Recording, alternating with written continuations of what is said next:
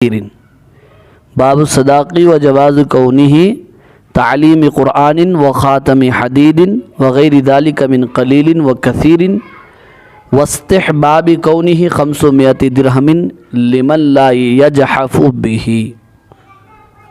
مہر کا بیان اور تعلیم قرآن، لوہے کی انگوٹھی اور اس کے علاوہ تھوڑی اور بہت سی چیز کو مہر بنانا کے جواز کا بیان، اور 500 درہم کے مستحب ہونے کا بیان اس کے لیے جسے کوئی مشقت نہ ہو۔ عزیز طالبات، اس ترجمۃ الباب سے حضرت امام مسلم علیہ الرحمہ مہر کی تفصیلات بیان کرنا چاہتے ہیں، اور اسی کے ساتھ ساتھ مستحب مہر کیا ہے وہ بھی بیان کرنا چاہتے ہیں، اور اسی کے ساتھ ساتھ ایک اور مسئلہ یہ بھی بیان کرنا چاہتے ہیں کہ تعلیم قرآن کو مہر بنایا جا سکتا ہے نہیں بنایا جا سکتا۔ جہاں تک مہر کے بارے میں بات ہے تو سب جانتے ہیں کہ مہر نکاح کا لازمی اور ضروری جز اور حصہ ہے۔ مہر کے تعین کے بغیر نکاح کا انعقاد ہو ہی نہیں سکتا۔ اگر کسی نے مہر کو متعین کیے بغیر نکاح کیا ہے تو کتابوں میں لکھا ہوا ہے کہ بعد میں اس پر مہر مثل لازم ہوگا۔ مہر مثل اس مہر کو کہا جاتا ہے جو عورت کے خاندان کی اور عورتوں کا مہر ہوتا ہے، اسے مہر مثل کہا جاتا ہے۔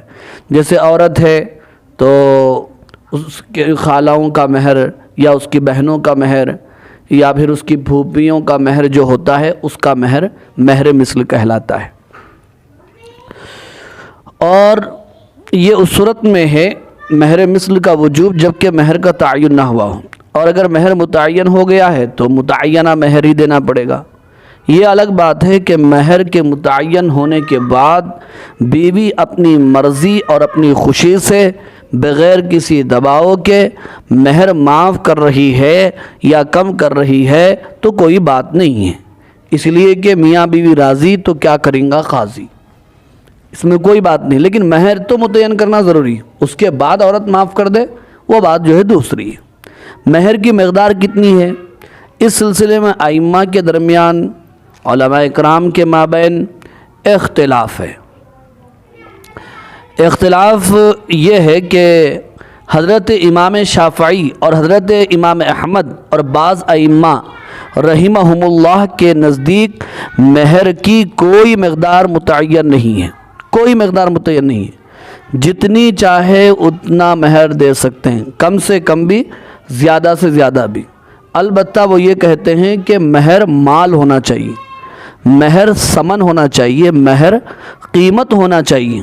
اب چاہے روپیہ 2 روپے 3 روپے 10 روپے لاکھ 10 لاکھ 10,000 کتنا بھی مہر بنایا جا سکتا ہے، مہر کی مقدار ان حضرات کے نزدیک متعین نہیں ہے۔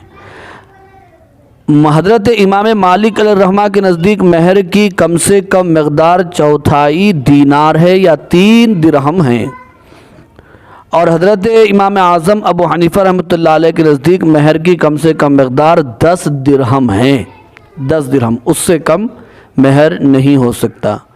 10 درہم کی مقدار آج کے زمانے کے اعتبار سے 3.5 تولے چاندی ہوتی ہے، تو 3.5 تولے چاندی تو دیں یا پھر 3.5 تولے چاندی کی قیمت دے دیں، یہ منیمم ہے۔ میگزیمم کیا ہے جو مستحب مہر ہے؟ میگزیمم مہر جسے مہر فاطمی کہا جاتا ہے وہ آج کل کے حساب سے 1 کلو 33 تولے چاندی ہے۔ یہ اچھا مہر ہے، چاہے اتنا دے دے یا اس کی قیمت دے دے۔ خواہ مخواہ مہر بھی زیادہ باندھنا نہیں چاہیے، نام و نمود کے لیے یا شوہر پر دباؤ ڈالنے کے لیے یا ستانے کے لیے یا کوئی آدمی خود اپنا نام معروف اور مشہور کرنے کے لیے، دکھاوے کے لیے مہر زیادہ مقرر نہ کریں۔ جتنی سکت ہے وہ مقرر کرے اور نقد مہر دے دے۔ نقد مہر دینا بہتر ہے، نکاح میں مہر ادھار رکھنا بہتر نہیں ہے۔ پہلے زمانے میں ادھار مہر بہت زیادہ ہوتا تھا، آج کے دور میں زیادہ سے زیادہ نقد مہر دیا جا رہا ہے، لیکن بعض جگہ ادھار مہر بھی رکھ رہے ہیں، وہ بہتر نہیں ہے۔ اور ایک بات یہ بھی ہے کہ مہر اگر ادھار ہو تو اس میں مٹی نہیں ہے، اس میں سود نہیں ہے، اب جتنا بھی ہے جتنا دینا پڑے گا۔ البتہ اس میں اگر پیسے ہیں تو اس کو سود نہیں ہے، اگر سونا اس میں لکھا ہوا ہے 2 دینار شرعی وغیرہ وغیرہ تو پھر سونے کو سونا دینا پڑتا، چاہے تو قیمت دے دے شوہر یا پھر سونا لا کر کے دے دے، اس میں کوئی مٹی کا سوال پیدا نہیں ہوتا ہے۔ اور ہاں تو بہرحال احناف کے نزدیک مہر کی مقدار 10 دینار ہے، جس 3.5 تولے چاندی کے بقدر۔ اب اس میں دلائل دونوں طرف سے ہے۔ شوافع کی دلیل یہاں پر نقل کی جانے والی حدیث اور واقعہ ہے، جس میں آپ صلی اللہ علیہ وسلم نے کسی بھی چیز کو مہر بنایا، اور اس سے بات سمجھ میں آ رہی ہے کہ مہر کم سے کم بھی ہو تو چل سکتا ہے۔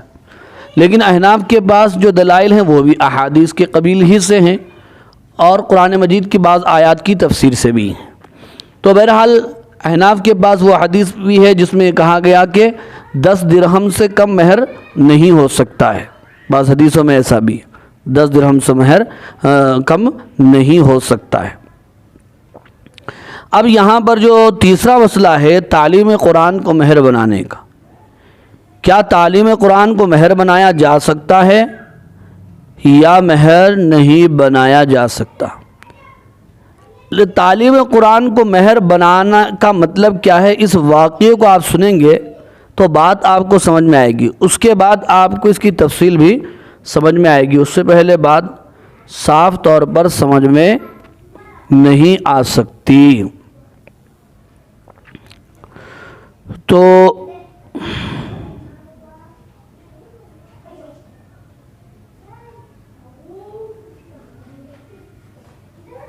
دیکھیے آپ، عبارت ہے وَبِهِ قَالَ حَدَّثَنَا، یہ مسلم شریف کی 1220 نمبر حدیث ہے۔ وَبِهِ قَالَ حَدَّثَنَا قُتَيْبَةُ بْنُ سَعِيدٍ الثَّقَفِيُّ قَالَ حَدَّثَنَا يَعْقُوبُ يَعْنِي بْنَ عَبْدِ الرَّحْمَنِ الْقَارِي عن أبي حازم عن سهل بن سعد قال وحدثناه قتيبة قال حدثنا عبد العزيز بن أبي حازم عن أبيه عن سهل بن سعد الساعدي قال، یہ روایت حضرت سہل ابن سعد الساعدی سے ہے رضی اللہ تعالی عنہ۔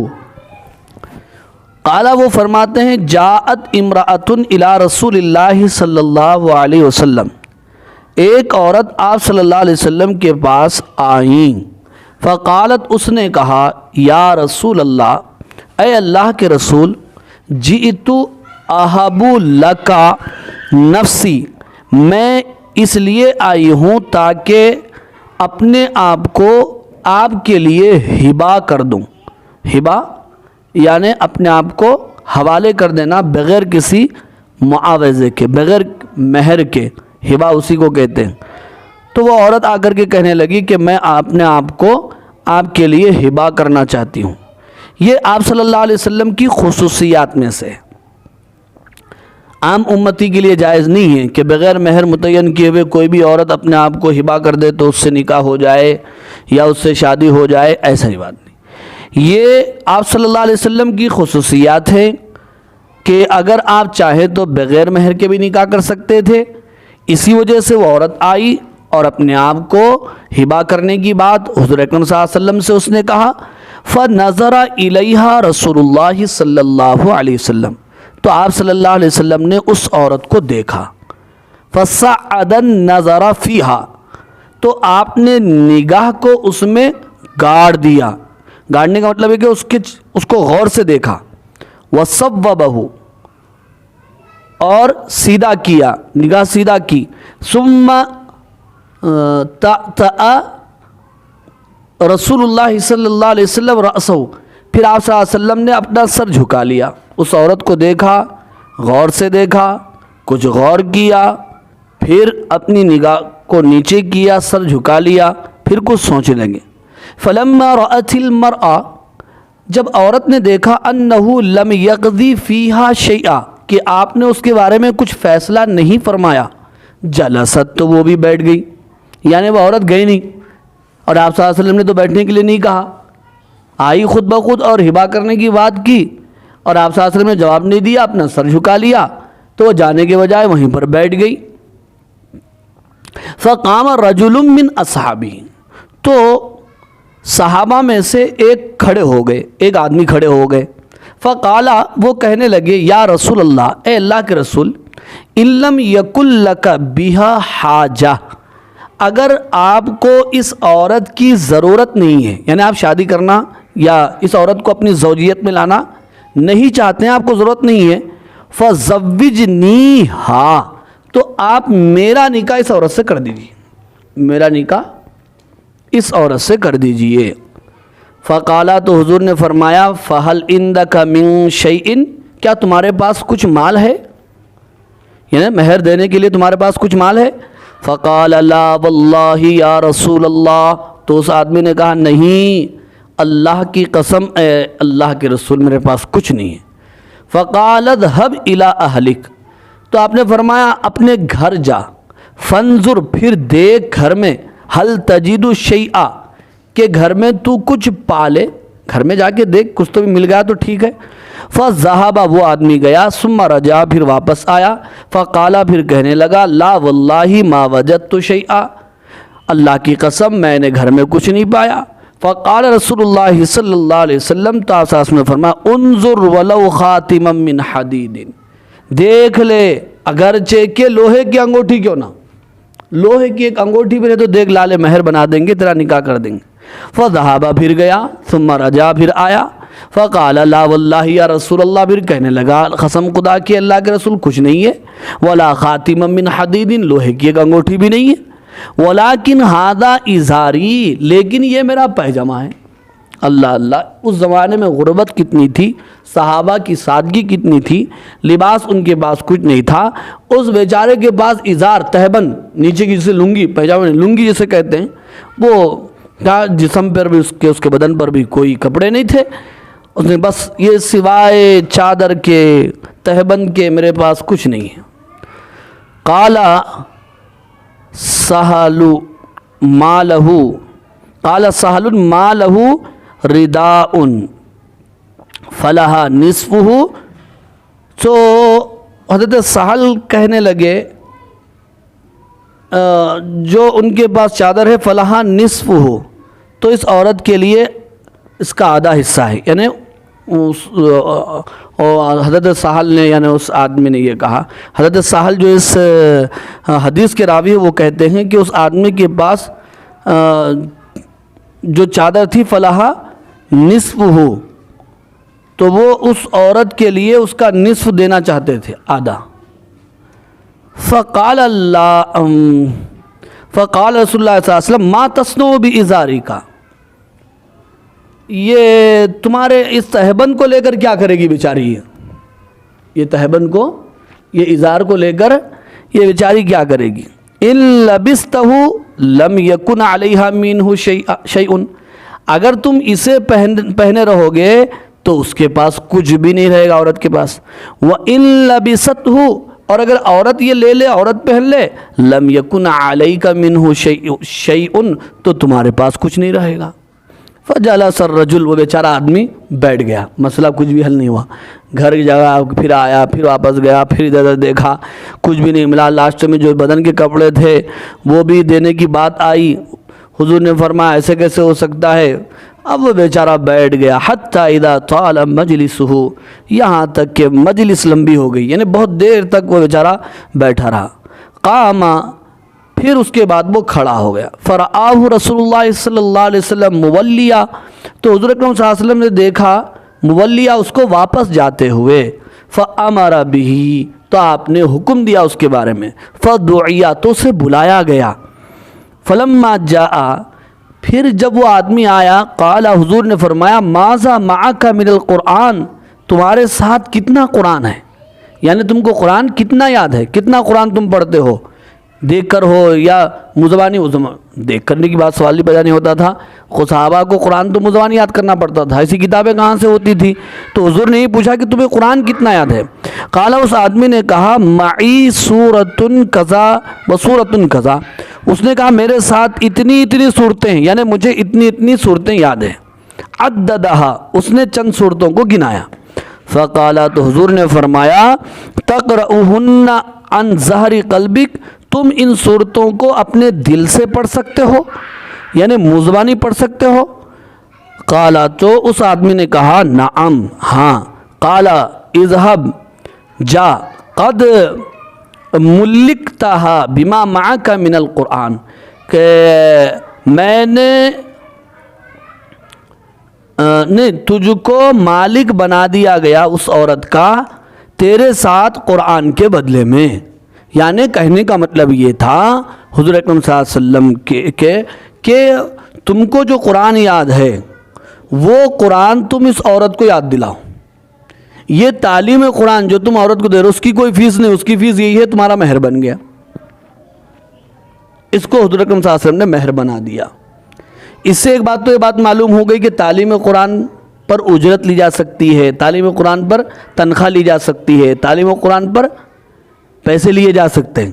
اور دوسری تعلیم قرآن کو مہر بنا دیا گیا. ویسے تعلیم قرآن, صرف تعلیم قرآن کو مہر بنانا کسی بھی علماء کے نزدیک جائز نہیں. یہ آدمی کی خصوصیت ہوگی یا اس وقت یہ جائز ہوگا, ورنہ تو قرآن مجید میں یہ کہا گیا کہ تم عورتوں کو تلاش کرو اپنے مالوں کے ذریعے سے. مال کہا گیا وہاں پہ, تعلیم قرآن ظاہر بات ہے مال نہیں ہے.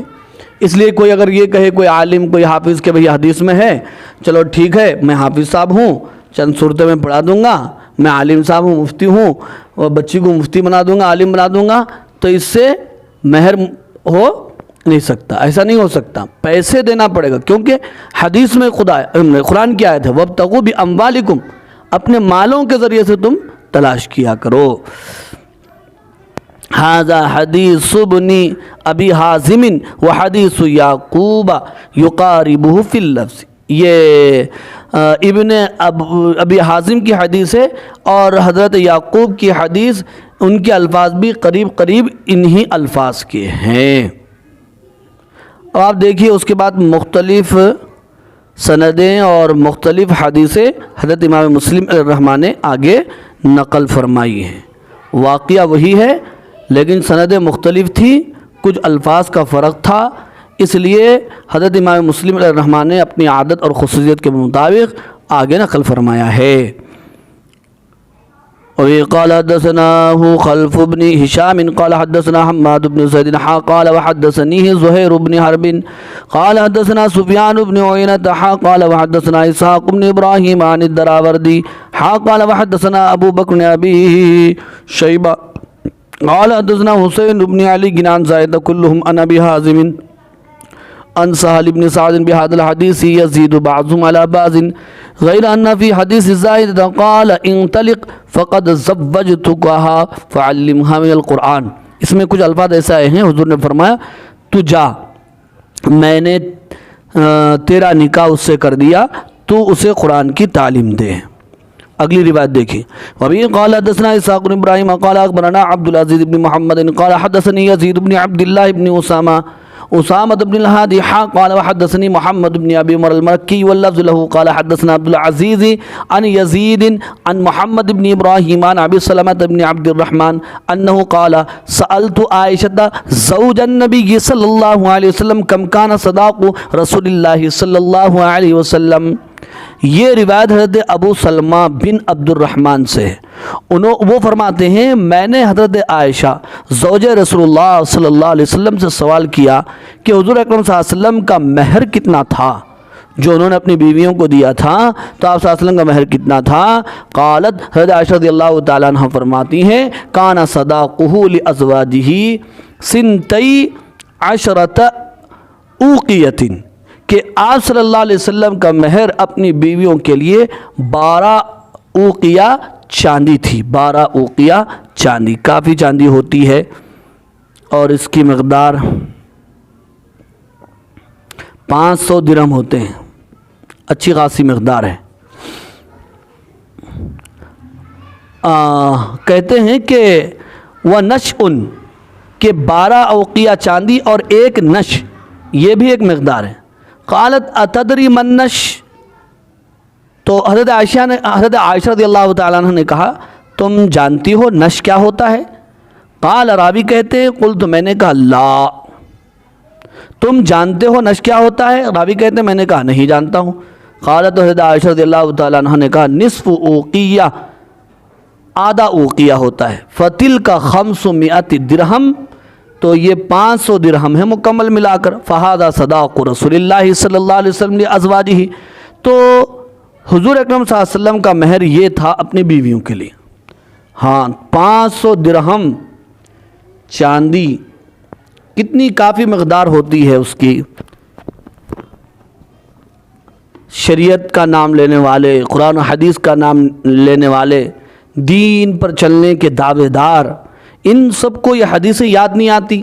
وہاں پر نہیں نقد مہر لکھو بھائی، کتنا لکھو، 2100 روپے لکھو، 2500 روپے لکھو، یہ کوئی مہر ہوتا ہے؟ تو اچھا مہر دینا چاہیے زمانے کے حساب سے۔ اگلی روایت دیکھیے، اور یہ قال حدثنا يحيى بن يحيى التميمي وابو الربيع سليمان بن داود العتكي وقتيبة بن سعيد واللفظ ليحيى قال يحيى أخبرنا وقال الآخران حدثنا حماد بن زيد عن ثابت عن أنس بن مالك أن النبي صلى الله عليه وسلم رأى على عبد الرحمن بن عوف أثر الصفرة۔ یہ روایت حضرت انس بن مالک رضی اللہ تعالی عنہ سے ہے، حضور اکرم صلی اللہ علیہ وسلم نے حضرت عبد الرحمن ابن عوف رضی اللہ تعالیٰ عنہ کے جسم پر زعفران کا اثر دیکھا، زردی کا اثر، زعفران کا کلر ان کے کپڑوں پر حضور اکرم صلی اللہ علیہ وسلم کو نظر آیا۔ فقال ما ھذا، حضور نے فرمایا یہ کیا ہے؟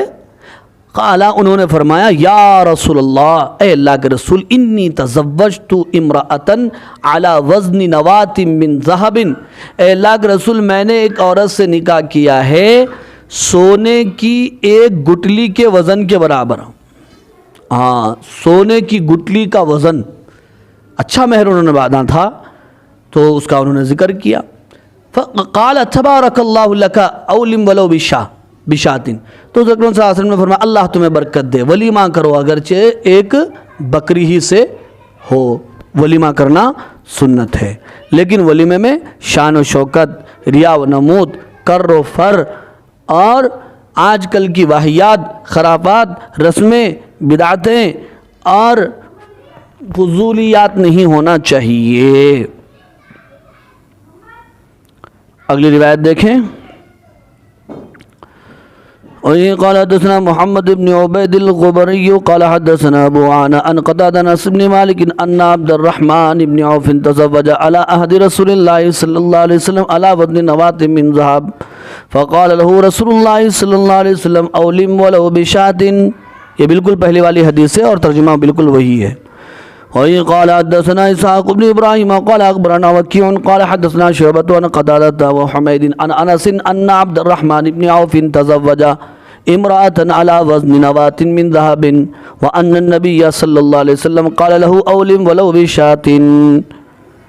وهي قال حدثنا محمد بن المثنى قال حدثنا أبو داود وقال حدثنا محمد بن رافع وهارون بن عبد الله قال حدثنا وهب بن جريج قال وحدثنا احمد بن خراش قال حدثنا شبابة كلهم عن شعبة عن حميد بهذا الاسناد غير ان في حديث وهب قال عبد الرحمن تزوجت امرأة وبه قال حدثنا اسحاق بن ابراهيم ومحمد بن قدامة قال اخبرنا النضر بن شمیل قال حدثنا شعبة قال حدثنا عبد العزيز بن صہیب قال سمعت انسا يقول قال عبد الرحمن بن عوف رآني رسول الله صلی اللہ علیہ وسلم وعلى بشاشة العرس وعلي بشاشة العرس۔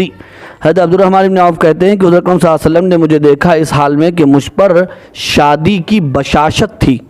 میں نے کہا کہ میں نے ایک انصاری عورت سے نکاح کیا ہے، تو آپ نے فرمایا کم ازدق تھا، کتنا مہر آپ نے اس کو دیا؟ تو میں نے کہا نواتن، سونے کی ایک گٹلی۔ اور اگلی روایت دیکھیے بالکل اسی طرح سے ہے، وبه قال حدثنا ابن المثنى قال حدثنا ابو داود قال حدثنا شعبة بن ابي حمزة قال شعبة واسمه عبد الرحمن بن ابي عبد الله عن انس بن مالك ان عبد الرحمن تزوج امرأة على وزن نواة من ذهب. وبه قال حدثني ابن رافع قال حدثنا وهب قال اخبرنا شعيب بهذا الاسناد غير انه قال فقال رجل من ولد عبد الرحمن بن عوف من ذهب. اللہ ہمیں صحیح عمل کی توفیق نصیب فرمائے.